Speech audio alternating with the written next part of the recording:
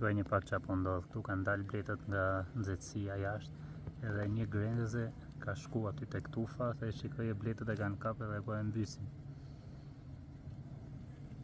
Të grezat e vogla kur t'ju jepet mundësia, ose futen të vjedhin pak mjalt, ose e kapin dhe ndonjë blet dhe e hajnë, por në këtë rast këto e kanë kapë edhe po e rrafin.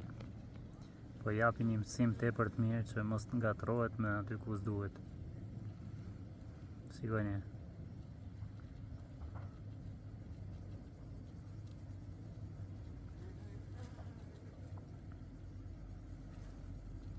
Shikoni, edhe mbahen dorë për dorë, po të njëjtën kohë edhe e luftojnë armikun. A nuk janë të mrekullueshme?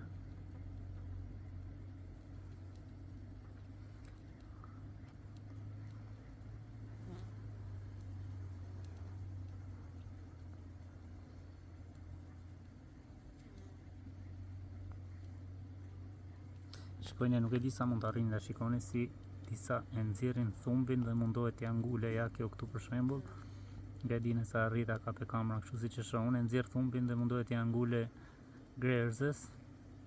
Njëjtën kohë edhe po e kafshojnë derisa ta mbysin komplet.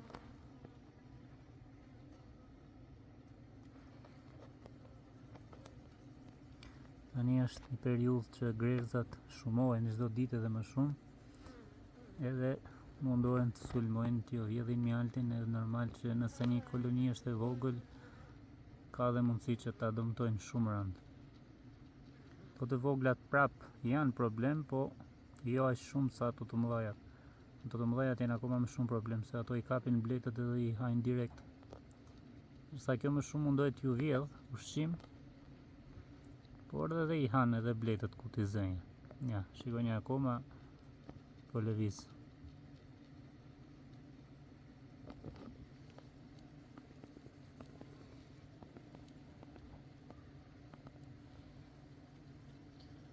E sa ta mbysin këto nuk e lëshojnë.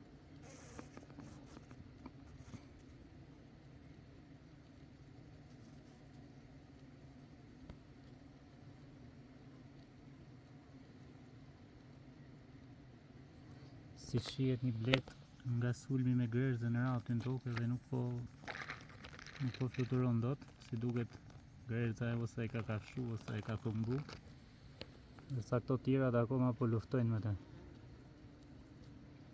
Grerzat janë tepër agresive dhe tepër të forta. Tek për tek e mbysin një grerze thash, një blet. Nështë bletët duhet bëhen ja 2-3 bashkë që ta mundin një grerze. Shive tani e mbledhen, e kanë mbështjellë gjitha bashkë, bëhen top, nga temperatura e lartë që krijohet, grerza ngordh. Ja tani e kanë mbledh gjitha bashkë, janë ngjeshur dhe i japin fund grerzës.